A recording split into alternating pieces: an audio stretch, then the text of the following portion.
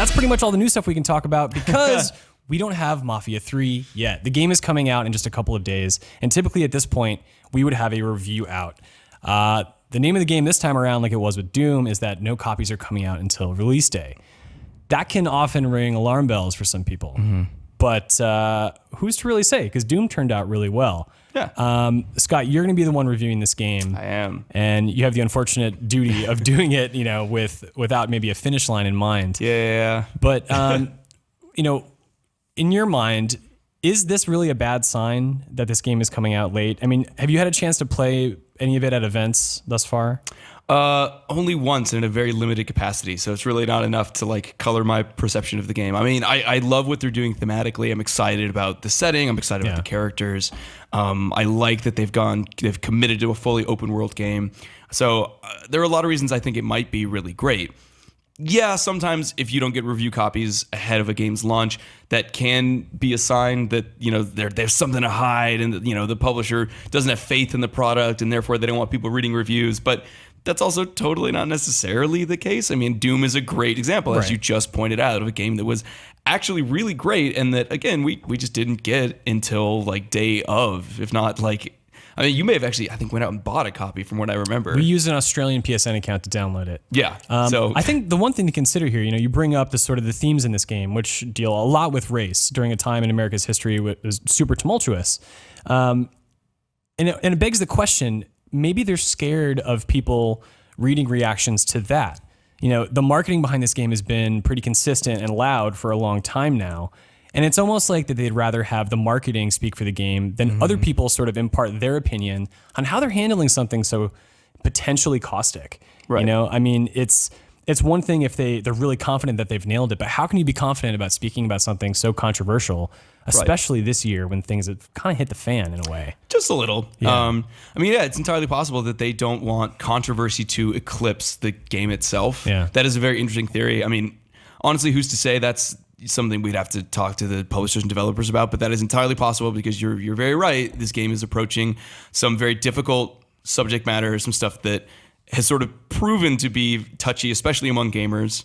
To sort of broach those topics in a serious way, in a way that's not going to be comfortable for a lot of people, naturally that's going to become a focus for certain crowds, for certain audiences. And there is definitely a chance that the noise or the reaction that comes from that will overshadow the game itself. So wanting to avoid that makes a lot of sense. I have no idea if that's what's happening, but there's a lot of weight behind that theory. That makes a great deal of sense. Yeah, I mean, it's very difficult to say, but this game has been in development for a while, and we've seen it in quite its finished form, for some time, right? We've had recent events where people had to play a large chunk of the game. So it really does beg the question, where are these copies?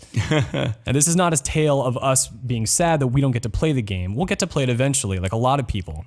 But in a sense, reviews kind of do a service for the consumer, right? Yeah. Because pre-orders are such a thing in video games now where people feel compelled to get the game on day one. And they're, stoked with pre-order items and all these other exclusives, that reviews are sort of the only line of defense in some ways to protect people from when a game really isn't as good as the company is claiming it to be. So I think that is actually the bigger problem here.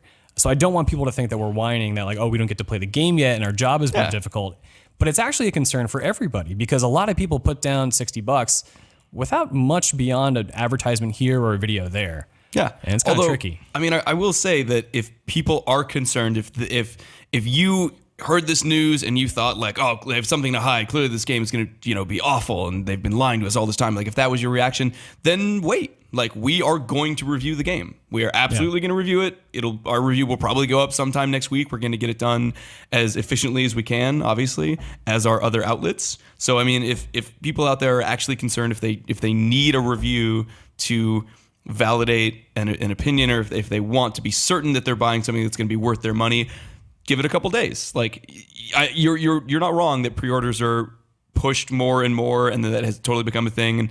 And maybe the people that pre-ordered are confident that they're going to love it no matter what. But if you haven't pre-ordered and if you are concerned, just wait. Don't buy it day one. Read reviews, wait and hear what your friends think. Watch YouTubers play it. I guarantee there's going to be a ton of people streaming it on Twitch. Make up your own mind. You can gather information from so many sources these days. that, you know, if it turns out the game is terrible and it isn't worth your money, you will know. You will figure that out. So, like, I don't know. I don't interpret this as, like, you know, necessarily a bad sign. I don't think that it's necessarily, you know, like the developers, the publisher trying to lie to their audience or something. Like, Right. I think it's just like they made a strategic choice, and that's their right because it's their products. Like, we are not. No, Scott. You know, we don't deserve. I get it. Look, I'm with you 100%. I'm not saying. No, I'm preaching to the choir. I'm I not know. saying this is bad for the. I'm not saying this means the game is bad, right? Oh no, but I think people sometimes make that assumption. Like, I've seen right. that in comment sections. Right. No, I just want to be site. clear that, like, this is not saying that they have something necessarily to hide, like a bad game, Sure. and people are going to feel duped.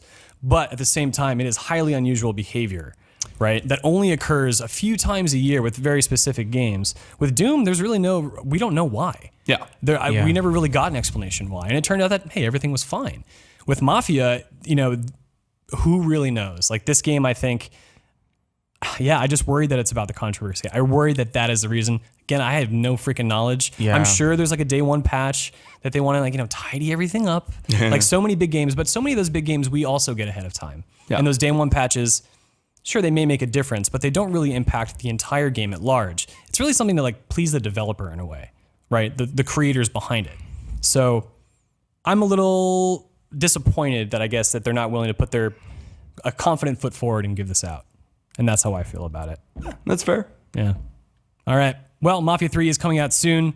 We will have a review. Are you looking forward to the game? I think everyone should give it a shot just because of the things it's tackling. It's really rare we get these subject matters in games. But let us know how you feel in the comments below.